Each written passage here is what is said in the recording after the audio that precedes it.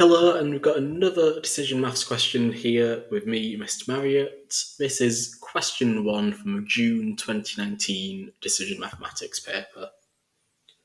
So this question, we've got a list of 10 numbers and we're asked to use a first fit bin packing algorithm to determine how the numbers can be packed into bins of size 5. So we're using just the first fit bin packing algorithm, so there's no need to sort the numbers.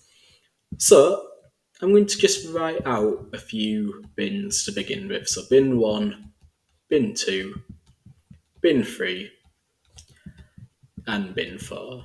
I might need some more bins later on in the video, but for now I'm just going to write down 4 bins.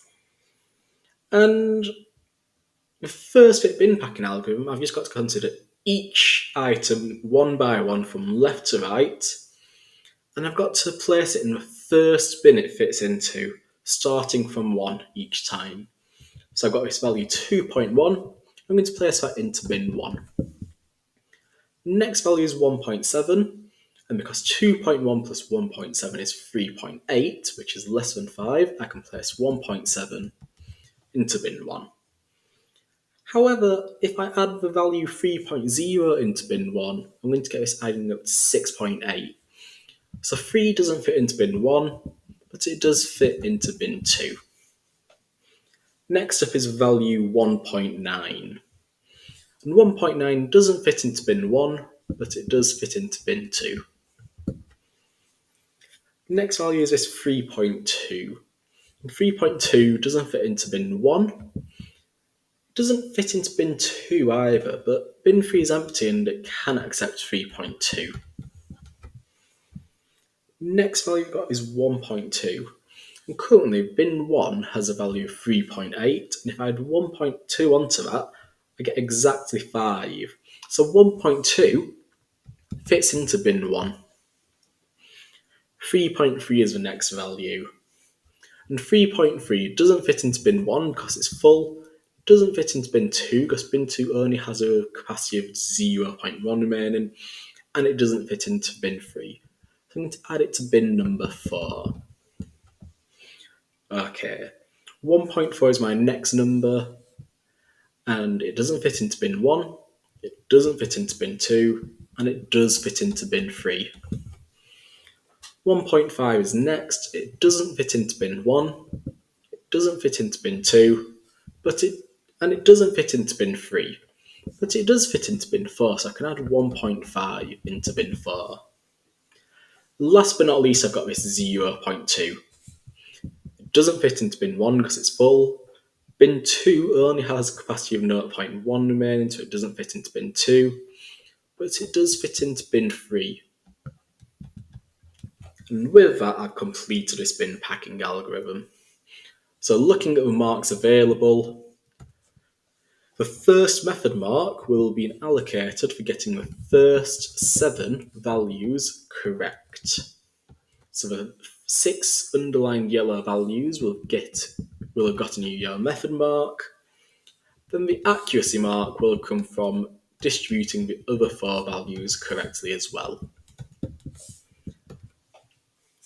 Okay, moving on to part B.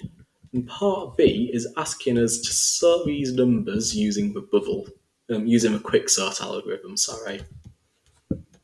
So I'm going to write the numbers out, and I've got 10 numbers. So my first pivot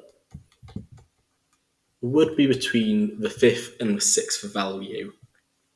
So because if I went for the middle value, I get the 5.5 value. I'm going to use the middle right value as my pivot. So I'm going to use a value 1.2 as my pivot. And I'm going to go left to right through my list, and any value that's larger than 1.2, because I'm sorting into descending order, I'm going to write down. After I've passed through my list, I'm going to write down my pivot. I'm going to go through my list and write any value smaller than 1.2. So I'm going to get 2.1 is larger than 1.2. So is 1.7. So is 3.0. So is 1.9. So is 3.2. So is 3.3. So is 1.4. and so is 1.5. 0.2 isn't larger than 1.2, so I'm not going to write that down. I'm now going to write down my pivot 1.2, and it should now be in place. So I'm going to draw a rectangle around it. And then last but not least, I'm going to write down all the numbers smaller than 1.2. 2.1 isn't smaller, 1.7 isn't, 3 isn't, 1.9 isn't, 3.2 isn't, 3.3 isn't, 1.4 isn't, and 1.5 isn't. And 0.2 is. So next up, I've got to select pivots. So I've got 8 values in this list to the left of 1.2. So taking the middle right item as a pivot, I'm going to get a pivot of 3.2. And I'm also going to select a pivot for this sublist on the right. I could just say that 0.2 is fixed in place, but I will use it as a pivot just to do this really formally. And now I'm going to write down all of the numbers larger than 3.2 in the sublist to the left of 1.2. So the first value is going to be 2.1, which isn't larger than 3.2. 1.7 isn't. 3.0 isn't. 1.9 isn't. And 3.3 is. So I'm going to write down 3.3. The other two values aren't larger than 3.2. So I'm now going to write down my pivot of 3.2. I'm going to put a box around it because it should now be fixed in place. Now I'm going to write down all the numbers smaller than 3.2 in the correct order.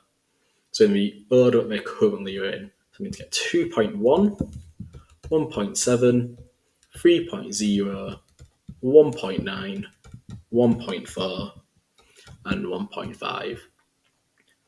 And then I'm going to write down my 1.2 from before, and then I'm going to fix 0.2 into position.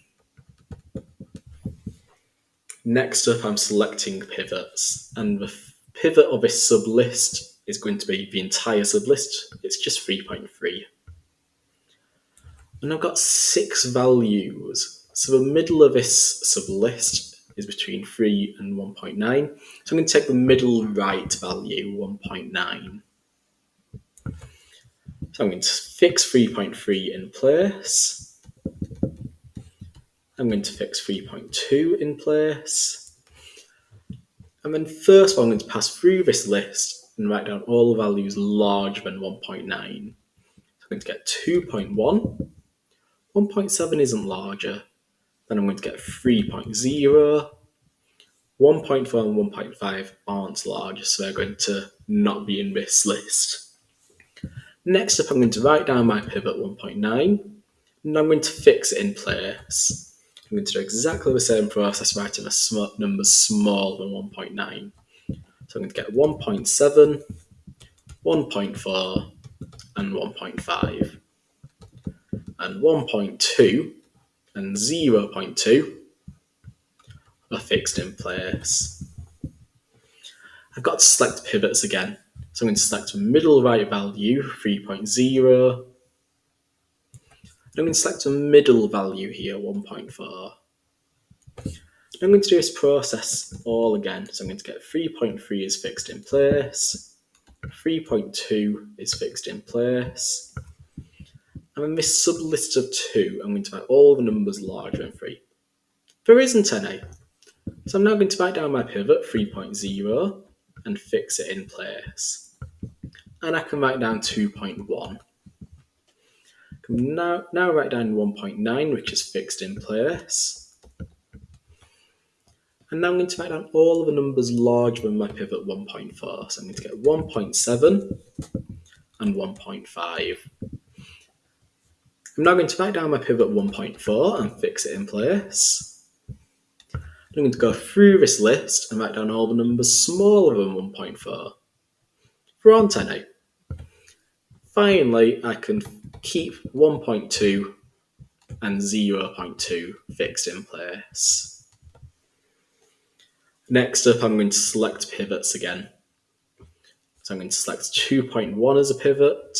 I'm going to select a middle right value as a pivot. And I'm going to do this process again.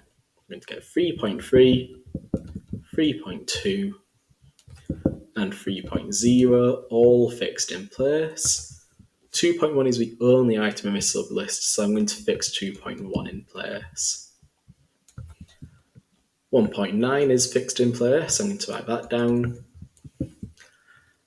And then for this sublist of 2, I'm going to write down all the values larger than 1.5 first. I'm going to get 1.7.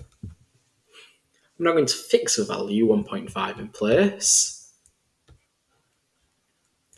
And then I'm going to write all the numbers smaller than 1.5. We're on 10 in this sublist. Finally, I can write down my last 3 values which are fixed in place.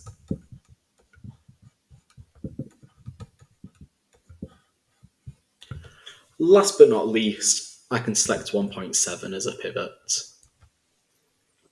And I'm going to write down my list one more time. I'm going to get 3.3, 3.2, 3.0, 2.1, 1.9, 1.7, 1.5, 1.4, 1.2, and 0.2. And you'll notice that after a pivot gets fixed in place, gets a box around it, it never moves ever again. So if you find that a pivot that you've previously used has moved, that's a really good way of identifying that the quicksort hasn't been successful. So mark-wise, this question is worth 4 marks. The first mark is for applying a quicksort, choosing a pivot, and applying the first pass. So if you've done the first pass correctly, it's an M1. The second mark is for having the first pass entirely correct and choosing the correct pivots for the next pass. So we're going to get an A1 for selecting 3.2. The third mark, or second accuracy mark, is for doing the second and third passes correctly. So if you've got to this stage, you're going to get a third mark. And the final mark is for a correct solution only. Okay, we've got one more question now. And we're given that for a list of n numbers, the quicksort algorithm has on average order n log n. We're told that it takes 2.32 seconds to run the algorithm when n is equal to 450. And we're asked to calculate how long it takes to run the algorithm when n is equal to 11,250. So to do this question, we've got to find the scale factor that the order essentially increases by when we increase the size of this problem. And we know that the complexity or the size of this problem is 450 multiplied by the log of 450 to begin with. And we want to see how much it scales up. So we're going to have that on our denominator. And the new size of the problem is 11,250. So it has order 11,250 log 11,250. That's how many operations we expect it to take if we can know the constant. So that's how much more complex our problem has become. So that's a scale factor. So now all we've got to do is multiply the time it takes by this. So we've got to multiply 2.32 by this. And you're going to find that this is equal to 88.6 seconds to 1 decimal place, or to the nearest tenth of a second. So looking at the mark scheme for this question, you're going to get 1 method mark for a complete correct method. So this calculation here is a method mark, and then you get your accuracy mark for the exact value of 88.6 seconds.